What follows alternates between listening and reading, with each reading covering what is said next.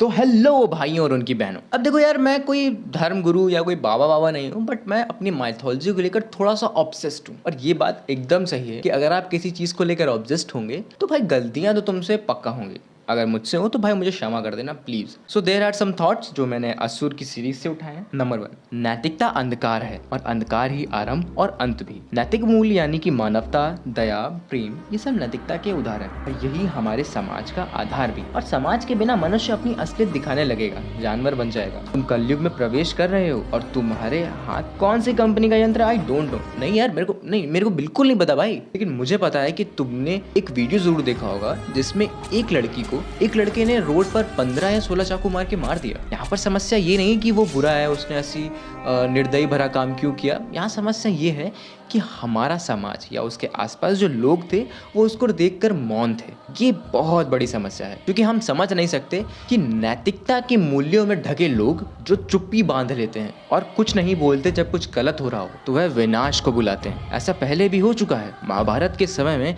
जब किसी का चीरहरण हो रहा था तो वहाँ कई प्रकार के लोग बैठे थे, जिसमें से बहुत सारे लोग ऐसे थे जो नैतिक मूल्यों को मानते थे और नैतिकता का मुखौटा ओढ़े चुपचाप मौन बैठे रहे। अगर वह चुप्पी तोड़ देते तो वो बहुत बड़े विनाश को टाल सकते थे, मगर ऐसा नहीं हुआ। मनुष्य अपनी मानवता भूलता जा रहा है और समाज अपना मूल्य। अगर समाज अपना मूल्य ही भूल जाएगा तो समाज किस काम का। Number 2, life is unfair. यार यहाँ कोई परियों की कहानी या मार्वल की मूवी नहीं चल रही है कि सब कुछ फेयर होगा। नहीं, बिल्कुल नहीं। आपको नहीं पता आपके पुराने कर्म क्या थे, या ये छोड़ो भाई, तुम्हें अभी इस जन्म के कर्मों के बारे में नहीं पता। तुम्हें क्या यार, मुझे खुद को नहीं पता कि मैंने अभी इतनी उम्र में कितने पाप कर दिए। भाई 20 साल का हूँ, पर इस बात को मैं दावे से कह सकता हूँ कि मैंने बहुत पाप किए होंगे, तुमने भी किए होंगे, पर क्या इस बारे में हमें पता है? नहीं। तो अब हम कैसे उम्मीद कर सकते हैं कि लाइफ हमसे फेयर रहेगी, लाइफ हमारे लिए फेयरली डिसीजन लेगी। रिया, एक बालक, एक बच्ची, एक छोटी सी मासूम लड़की, वो डार्क नहीं थी। अब जब वो सीरीज मैंने पहली बार देखी तो मेरे को रियलाइज हुआ था कि बहुत ज्यादा डार्क पीपल्स की स्टोरीज है, बट ये बच्ची यहाँ पर क्या कर रही है? अंत में आते आते उसको मार दिया, लोलाक को मार दिया। लोलाक अपना कर्म कर रहा था। अब इन दोनों के पर्सपेक्टिव से स्टोरी को देखोगे then you will be realize कि इनकी तो कोई गलती ही नहीं थी ना भाई, ये तो फर्जी में पेल दिए गए। असल जिंदगी में भी अपने आसपास नजर उठाकर देखोगे ना तो तुम्हें समझ में आएगा कि कितने सारे लोग उड़ीसा ट्रेन कांड में मारे गए, है ना। नंबर 3, किसी की रक्षा के लिए बोला गया झूठ सच से भी बड़ा होता है। अब यहाँ पर देखो, झूठ या सच की बात नहीं हो रही कि झूठ बोलो सच बोलो फलाना ढिमकाना। इट्स ऑल अबाउट इंटेंशन, कि किसी भी काम को करने के पीछे तुम्हारे इंटेंशंस क्या हैं, क्योंकि वो बहुत इंपॉर्टेंट होते हैं। खैर, इसको ऐसे समझो कि कौन चाहता है कि तुम्हारे घर में खूब सारा धन हो, लक्ष्मी आए, खूब फूलो फलो, अरे मतलब एकदम अमीर बन जाओ, धीरूभाई अंबानी बन जाओ कल के कली। सोचो सोचो, अरे इतनी जल्दी हार मान ली? अच्छा चलो, मैं तुम्हें 3 सेकंड का समय और देता हूँ, सोचो। 3, 2, 1।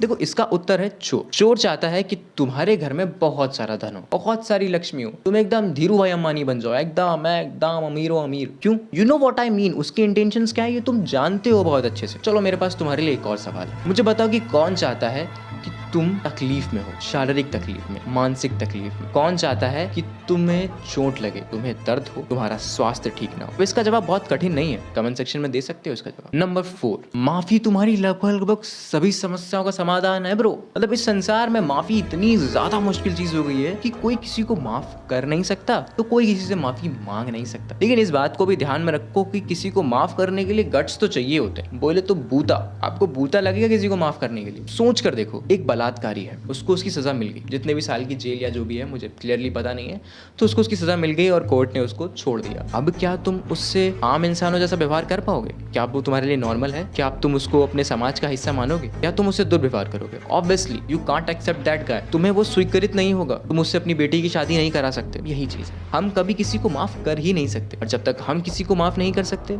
हम अपने आप को उस गम से, उस दुख से, उस पीड़ा से आजाद नहीं कर सकते। ये अजीब बात है, लेकिन जो लोग हमारे साथ बुरा करते हैं उससे ज्यादा बुरा हम अपने साथ करते हैं उन्हें माफ ना करके। अगर हम किसी को माफ कर देंगे तो हम खुद को उस इंसान के मूल्यों से निजात दिला देंगे। किसी की गलती को स्वीकारने के बाद ये महसूस करना कि इसके वो सब करने के बाद मेरे मन को या मेरे शरीर को किसी तरह का हार्म नहीं पहुंचता, या आप तुम्हारे इमोशन मुझे इफेक्ट नहीं करते, ऐसी स्टेट में आने के बाद तुम किसी को माफ कर सकते हो, इससे पहले नहीं। और जब तक तुम किसी को माफ नहीं कर सकते, don't say it's okay bro. It's okay का मतलब है कि अब सब ठीक है, कोई बात नहीं। क्या सच में ऐसा है? तो ये इट्स ओके वाला रट्टा गाना भी बंद कर दो यार। माफी को समझो, माफी बहुत इंपॉर्टेंट है। माफ करना और माफी मांगना दोनों आपके जीवन को आकार देते हैं, दिशा देते हैं। एक माफी और एक बार माफ करना तुम्हारे पूरे जीवन के आकार को बदल सकता है। Number 5, life is unfair but this is fucking balanced. Literally भाई तुम सोच नहीं सकते कि जीवन कितना संतुलित है। हमारी हर सांस हमारी मृत्यु है ब्रो। हम जितना सांस लेते जाएंगे हम अपने शरीर को उतना खर्च करते चले जाएंगे, और जितना शरीर हमारा खर्च होगा उतनी ही जल्दी हम मर जाएंगे। तो क्या फिर सांस लेना छोड़ दें? ये तो कोई बात नहीं हुई। इसलिए इस संसार में लोगों का बेरहमी से मरना, किसी के साथ हादसा होना, उनके माता पिता का उस पर दुख, अच्छे मनुष्य के साथ दुर्व्यवहार, भेदभाव, बुरे मनुष्य का एसी में बैठकर फेरेरो कैपेचिनो लॉरा रेसुन पीना, तुम्हारी हर सांस और यहाँ तक कि तुम्हारी पाद तक इस ब्रह्मांड को नियंत्रित करने में सहयोगी है। यूँ कह लो कि कभी कुछ अनियंत्रित और असंतुलित होता ही नहीं। आज प्रकृति का नाश है हमारी वजह से, कल हमारा नाश होगा प्रकृति की वजह से। It's so simple bro. Number 6, धर्म सत्य, नाश विनाश पराजय। धर्म और सत्य, दैट्स सो डीप ब्रो। जो मैं बोलने वाला हूँ उस पर मुझे बहुत सारी गालियाँ पड़ने वाली हैं, और इसमें कोई बुरी बात नहीं है। अगर तुम मेरी बात पे एग्री नहीं करते तो क्या सही तो है, तुम मुझे कुछ नया बताओगे, मैं कुछ नया जानूंगा, और हर सुनी हुई बात को स्वीकार लेना क्या ये सही है? तो अपने विचारों का होना भी जरूरी है। बाकी मैं क्षमा मांगता हूँ कि अगर मैं कुछ गलत बोलूँ तो मुझे माफ जरूर कर दीजिएगा। बाकी तुम्हारे विचारों के लिए कमेंट सेक्शन के द्वार खुले होंगे। तो धर्म और सत्य हमेशा साथ में नहीं रह सकते। इसके मैं जल्दी जल्दी तुम्हें 2 उदाहरण दे सकता हूँ। महाभारत में धर्मराज युधिष्ठिर के एक अधूरे सच या यूँ कह लो कि एक झूठ से द्रोणाचार्य की मृत्यु हुई। ये कैसे सत्य है? और ऐसा करना जरूरी भी था धर्म युद्ध को जीतने के लिए। अच्छा, दूसरा उदाहरण सुनो। इस संसार में अगर कोई धर्म और सत्य को साथ में लेकर चला है, वो सिर्फ एक ही मनुष्य या देव या भगवान, जो कहना है कह सकते हो, वो थे हमारे मर्यादा पुरुषोत्तम राम। बट यहाँ भी एक बार जब बाली के युद्ध की बात आई थी तो उन्होंने भी झाड़ियों में छुपकर बाण चलाया था। अगर अपनी भावनाओं को जो हमारे राम के प्रति है उनको साइड में रख दे, या किसी भी योद्धा का धर्म उसे यह सिखाता है कि वह किसी और योद्धा की पीठ पर वार करे? नहीं। अगेन, धर्म के कल्याण के लिए किया गया कार्य है ये। अब बात यह है कि धर्म और सत्य साथ में नहीं है, मगर धर्म और सत्य बहुत जरूरी है साथ में होना। क्यों? क्योंकि धर्म एक मार्ग है जो आपको सत्य तक पहुंचाता है।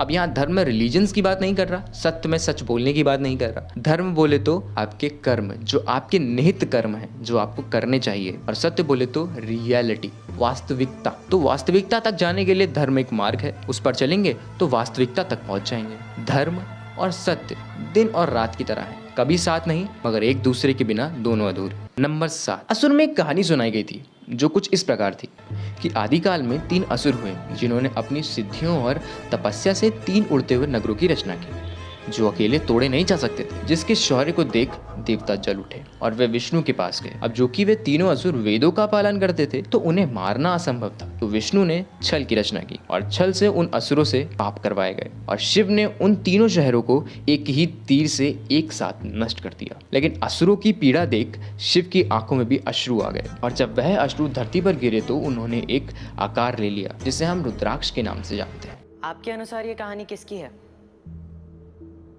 न्याय की, शौर्य की, पश्चाताप की? जानते हैं कहानी न्याय की क्यों नहीं है? क्योंकि न्याय वो है जो पीड़ित के साथ हुआ हो। वैसे ही शौर्य की तब जब बिना छल के लड़ी हो, और पश्चाताप की तब जब अश्रु नहीं आविर्भाव मिला हो। तो फिर कहानी किसकी है? उत्पीड़न की। ऐसा शुभ का मानना था। तो आपके क्या विचार हैं मुझे कमेंट सेक्शन में बता दीजिएगा। मेरे विचार थोड़े से अलग थे इस कहानी को लेकर। मेरे हिसाब से ना ही ये कहानी उत्पीड़न की है, ना ही ये पीड़ा, ना ही धर्म और अधर्म की। ये कहानी है परीक्षा और कर्म की। सोचो, छल होने के बाद भी अगर असुर पाप ना करते तो क्या वह मारे जाते? नहीं, ये उनकी परीक्षा थी जिसमें वे असफल हुए। ये परीक्षा थी विष्णु की कि वो कैसे ये निश्चित करेंगे कि सत्य क्या है। ये परीक्षा थी शिव की कि क्या वो अपने शिष्यों को अपने हाथों से दंड देंगे। क्योंकि जब तक परिस्थितियां आपके अनुकूल होंगी कोई क्यों पाप करेगा यार? क्योंकि पाप तो हमसे हमारी विपरीत परिस्थितियां ही करवाती हैं। तुम महान तो जब हो जब सारी परिस्थितियां तुम्हारे विरोध में हैं और पाप करने के अलावा कोई और मार्ग नहीं बचता है तुम्हारे पास। तुम फिर भी सत्य को, धर्म को स्वीकारते हो और पाप को नकार देते हो कि नहीं करेंगे पाप, जो हो जाए। और इसके लिए खुद पर विश्वास चाहिए होता है। मनुष्य अपने ज्ञान से ज्यादा सोच नहीं सकता, मनुष्य अपने ज्ञान से ज्यादा देख नहीं सकता। और इसी हिसाब से मुझे भी समझना कि मैं एक मनुष्य हूँ, मुझे जितना ज्ञान है, मुझे जितना पता है, मैंने उस हिसाब से अपनी बातों को बता दिया। और एक बहुत खूबसूरत बात होती है मनुष्य की कि उसके पास मुख होता है जिसका इस्तेमाल करके वो अपने विचारों को एक स्थान से दूसरे स्थान तक पहुंचा सकता है। अब इस मुख का इस्तेमाल हम 2 कर्मों के लिए कर सकते हैं, अपने विचारों को स्थानांतरित करने के लिए या गलत शब्द बोलने के लिए। या आप पर निर्भर करता है कि आप क्या चूज करते हैं। आपका मुख है भाई। वीडियो जरा सही पसंद आया हो तो लाइक कर देना, क्योंकि मेहनत लगती है। और सब्सक्राइब करने के बारे में ज़रूर सोचना, लेकिन ये सब आपकी इच्छा पर डिपेंड करता है। मिलते हैं नेक्स्ट वीडियो में, तब तक के लिए बाय।